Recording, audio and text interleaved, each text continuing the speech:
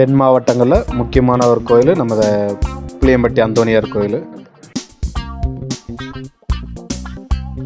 திருவிழா டைமில் பார்த்திங்கன்னா மற்ற மதத்தினரும் விருதுநகர் மாவட்டம் இந்த மாதிரி கொஞ்சம் தூரம் அதிகமாக இருக்கிற இடங்கள்ல இருந்தும் பாத யாத்திரையாக இந்த கோவிலுக்கு நடந்தே வருவாங்க.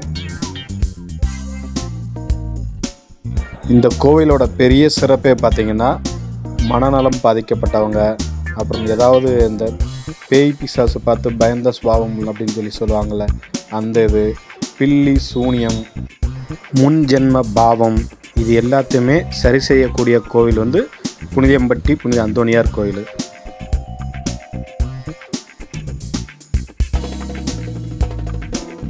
அந்தோணியாருக்கு உகந்த நாள் வந்து பார்த்திங்கன்னா செவ்வாய்க்கிழமை.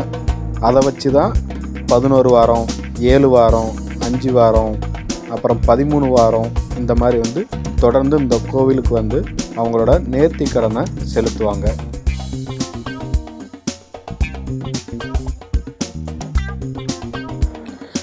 தங்கள் வேண்டுதல் நிறைவேறிச்சுன்னா பக்தர்கள் என்ன செய்வாங்கன்னா, இத்தனை பேருக்கு அன்னதானம் கொடுக்குறோம் அப்படின்னு சொல்லி ஒரு நேர்த்தி கடன் நேர்ந்துக்கிடுவாங்க.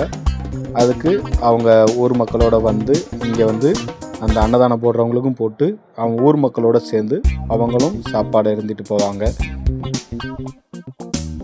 அந்தோணியார் கோயில் திருவிழா வந்து பார்த்துட்டிங்கன்னா 13 நாள் நடக்கும்.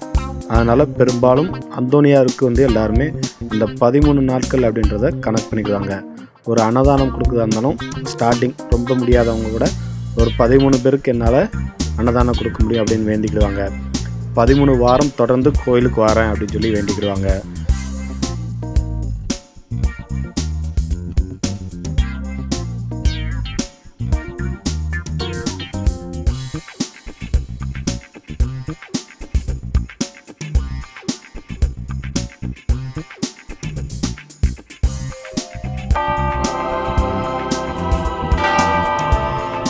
இப்புண்ணிய கஷேத்திரத்தில் மாட்சிமை தங்கிய மேலான சிம்மாசனத்தில் கிருபாசனம் கொண்டு எழுந்தருள் இருக்கிற புனித அந்தோணியாரே, பரிசுத்தத்தனம் விளங்கும் லீலியே, விலை மதிக்கப்படாத மாணிக்கமே,